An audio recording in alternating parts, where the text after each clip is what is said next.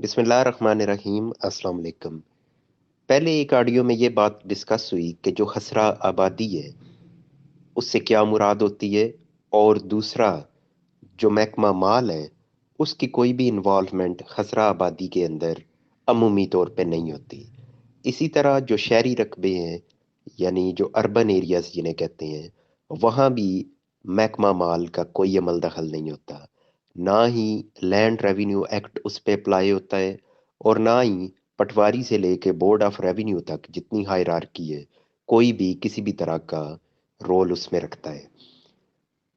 जो कानून है उसके अंदर ये बात क्लियरली लिखी है कि जैसे जैसे आबादी दे फैलती जाएगी और वो ज़मीनें जो पहले काबिल काश थीं वो कन्वर्ट होकर आबादी के अंदर शामिल होती जाएंगी और उस पे मकानात बनते जाएंगे, तो वो एरियाज लैंड रेवेन्यू एक्ट की एप्लीकेशन से आउट होते जाएंगे और महकमा माल का अमल दखल उन पे ख़त्म होता जाएगा। लेकिन हुआ ये कि जो छोटे छोटे देहात थे वो तब्दील होते होते शहरों में बदल गए। तमाम जो ज़री रकबे थे उन तमाम पे मकानात बन गए और कमर्शियल एक्टिविटीज़ उन पे शुरू हो गई। लेकिन क्योंकि कोई मुतबादल निज़ाम मुतारफ ना करवाया गया, जैसे कि आप मिसाल लें कि जो हाउसिंग सोसाइटीज़ बनती हैं वो भी इसी तरीके से ज़मीन परचेज करती हैं।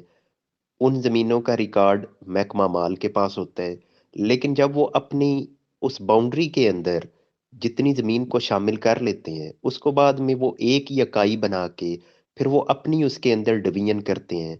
उसमें वो छोटे छोटे ब्लॉक्स बनाते हैं, स्ट्रीट्स बनाते हैं, फिर उसमें छोटे छोटे प्लॉट्स बनाते हैं। कहीं 5 मरला, कहीं 7 मरला, कहीं 10 मरला, कहीं 1 कनाल। अब वो अपनी एक ऐसी डिवीजन कर देते हैं कि जो पहले डिवीजन होती है वो मुकम्मल तौर पे उसका नक्शा खत्म हो जाता है और एक नई डिवीजन वो अपने एंड पे कर लेते हैं। लेकिन अगर हम अपने आम शहरों को देखें तो इसके अंदर इस तरह की कोई तरतीब नहीं है। जिग जैग गलियां होती हैं, छोटे बड़े मकानात होते हैं, लोगों ने नाजायज कब्जे किए हुए हैं। अब अगर ये लैंड रेवेन्यू का जो अमला है, ये अगर चाहे भी इन जमीनों की पैमाइश करना या किसी खसरे को तलाश करना या उसकी हदबंदी करना, तो ये अब मुमकिन नहीं रह गया। अब हुकूमत के लिए भी ये मसला बना हुआ है कि ये जो शहर हैं इनको किस तरीके से हम किसी सिस्टम में लेके आए, क्योंकि ये जो महकमा माल है, इनकी ना तो ये जिम्मेदारी थी शहरों को मेंटेन करना, और ना ही इनके मैकेनिज्म में ये शामिल था कि किस तरीके से इस निज़ाम को, ये जो शहरी एरिया है, इसको हैंडल करना है। यहाँ तक कि जो उस वक्त छोटे छोटे देहात होते थे तो उसका भी जो छोटी सी आबादी होती थी उसका भी इख्तियार इन्हें नहीं दिया गया था। लेकिन अब तो बड़ी बड़ी आबादियां हो चुकी हैं, तो इसको ये किस तरह से मैनेज करें, इनके पास कोई उसका सिस्टम ही मौजूद नहीं है।